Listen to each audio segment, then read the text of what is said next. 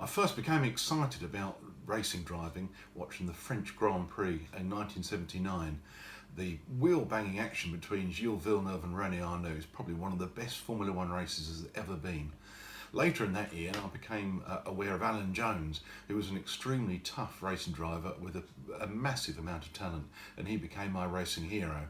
And now my race helmet is decorated in the same way as Alan Jones. I've always been excited about V8 engine cars, and I had a TVR Chimera.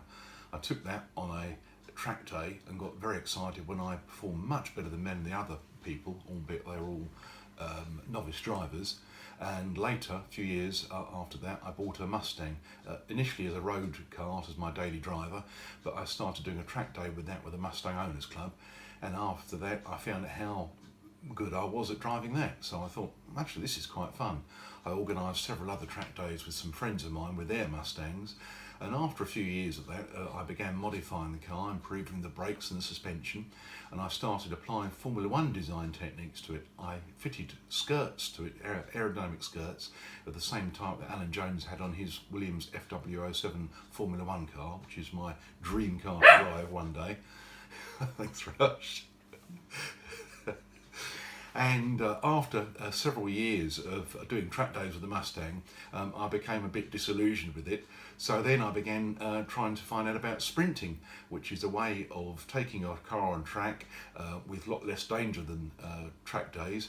You get to compete against the clock, and there's a lot more excitement in it when you actually achieve something and you win trophies. Like some trophies here. See the trophies? There we go. Go back to that. So since I've been doing the Sprint Championship, the National Sprint Championship since 2013, I've in the 4 years I've been doing it, my highest scoring is third place in the championship. I've managed to get 2 fourths and 1 sixth. That's against a field of 50 competitors in 60 rounds all around the country. So I'm very proud of my achievements there. And when I started my career, I started out as an aircraft designer. I worked on the flight control system of the Eurofighter Typhoon, and then later tried applying the aircraft fly-by-wire design techniques to road cars.